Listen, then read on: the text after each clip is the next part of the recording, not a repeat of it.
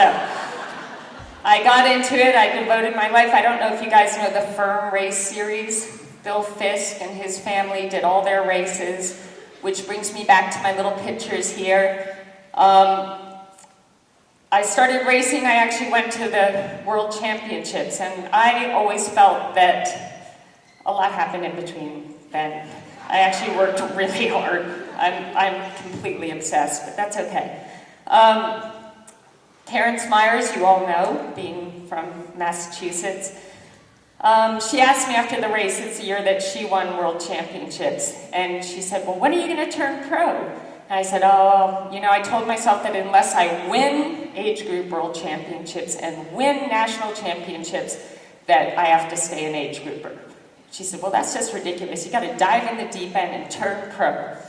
So if it weren't for her, she was my idol, she's telling me I should turn pro, I wouldn't have turned pro. So I have her also to thank for giving me the courage to step up and not be afraid. So I turned pro, and as I write here, it says still a total dork. You can see my pants up to my chest almost, and that's my lovely mom. She actually looks normal, I'm just the dork child. Anyhow, and this is my first pro world championship. The reason why I show you this photo is that Susan Williams, who I was racing against, she starts playing a role in the rest of this story. Okay, so the Olympics. Again, this is another thing. How in the world can I be considering trying to make the Olympic team? You know, I just had a lot of issues, meaning that I had just such low self-esteem. I had such passion for this sport, but so much of the way I felt about myself is that I'm just not good enough to ever be able to do something that I think is so amazing. So I decided, well, the only way I'll be able to do this is if I go and I need to find my strength on my own. My mom's always been there for me. I need to do this on my own. So I moved to Australia and decided I'm going to spend the next 6 months by myself. I bought a little car named the Colt. I named her the Colt. She was amazing. She blew smoke, she could barely move, but she just never ever died. So she's my inspiration.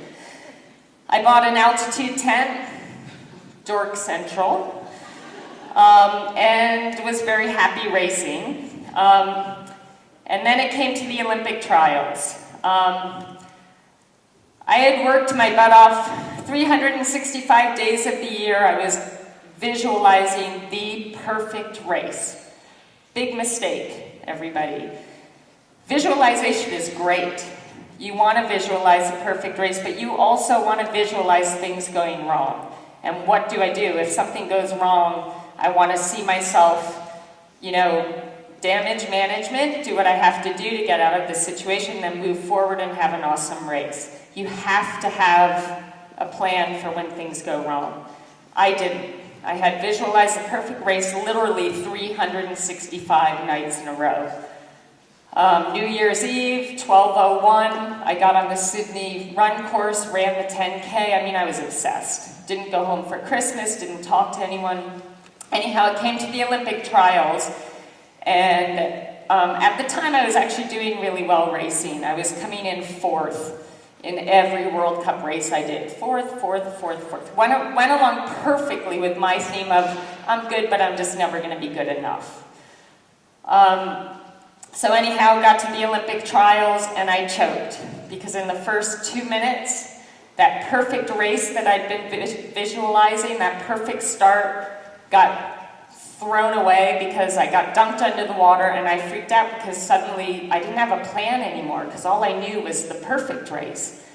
And I choked, and it's a real thing. You choke, you freeze, you're going as hard as you can and you're not going anywhere. So that was really devastating to me, mostly because I had just devoted my entire life to making this happen, but I let myself down. So, but I was the alternate, and the best thing that came out of this, our greatest glory is not in never falling, but rising every time we fall. And when I didn't make the team, I decided, okay, well, this means that I'm going to make a change.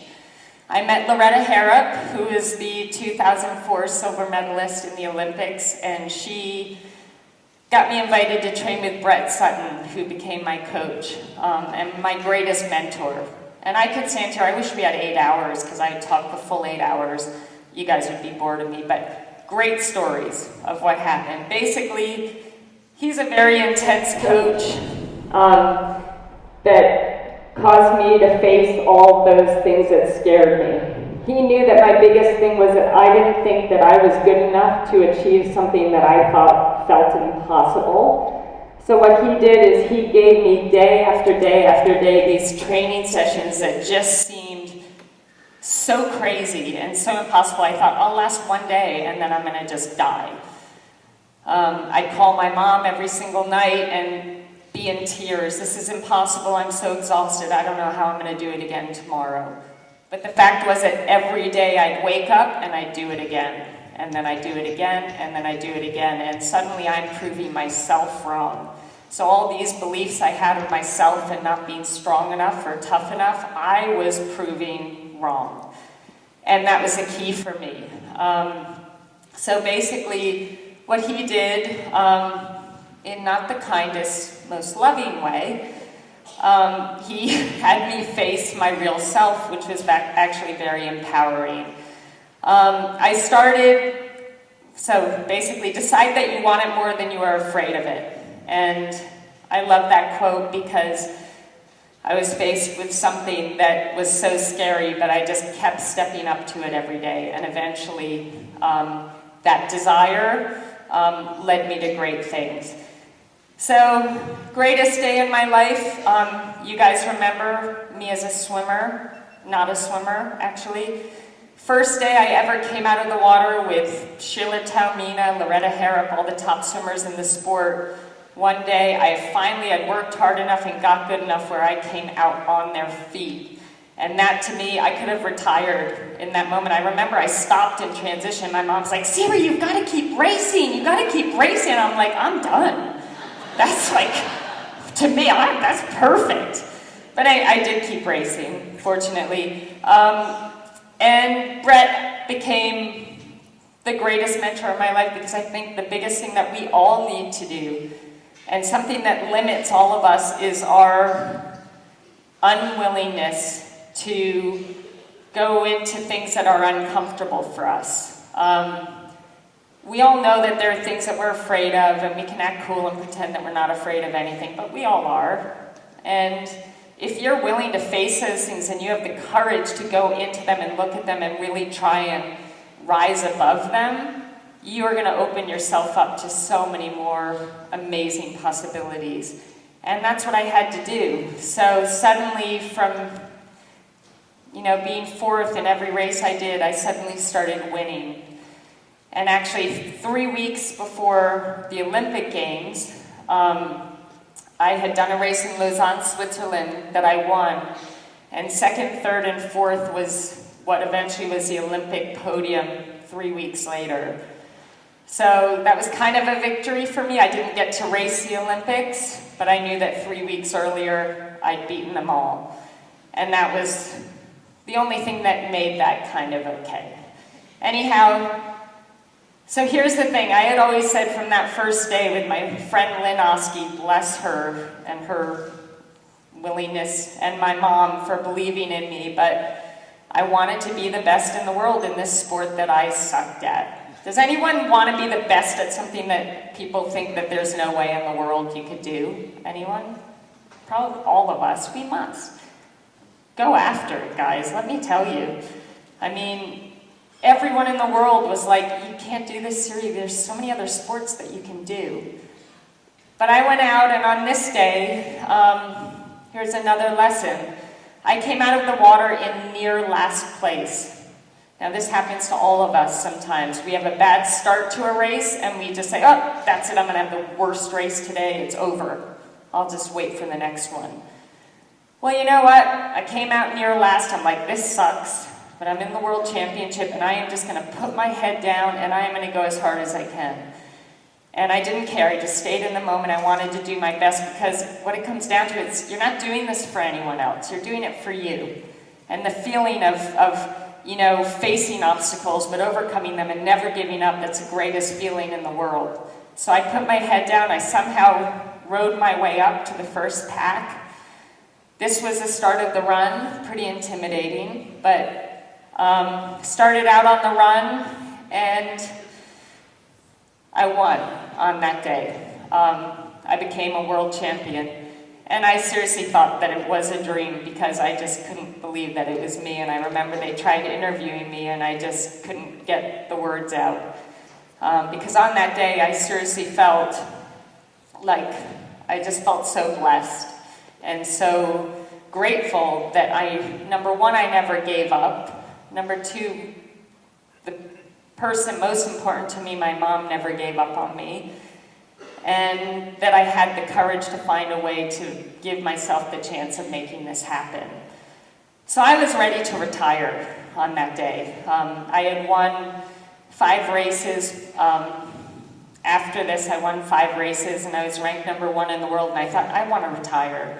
But then I thought, that's taking the easy way out, because one of my fears came up. I'm afraid of failure, or I'm afraid of, just working so hard and giving my heart to something and just not having anyone appreciate it or forgetting about it. So I decided I want to put together one more year where I can win some more races, make some great things happen, and show people that I'm not a fluke, it wasn't just a lucky day, and that and again, I said earlier that it's not about other people, but if you have insecurity issues or you need validation from what other people think, there was a part of me that needed that to almost validate what I was feeling. So I raced one more year, and won some more races, Finished the season ranked #1 in the world again, which I was very happy about, and retired. And it was the greatest day ever. And I remember everyone asking, you're winning races, you're #1 in the world, what in the world are you doing? I said, I'm ready. Triathlon for me wasn't about swim, bike, run. Triathlon was the journey, or the vehicle through which I found myself. And that was my whole goal, and that's what I realize now, is that I wasn't doing it because I loved the sport, but this sport was meant to take me to all these different places, and I was going to find me, and that's what I did. And what I also found was that there's something else that I'm meant to be doing here, which brings me to coaching.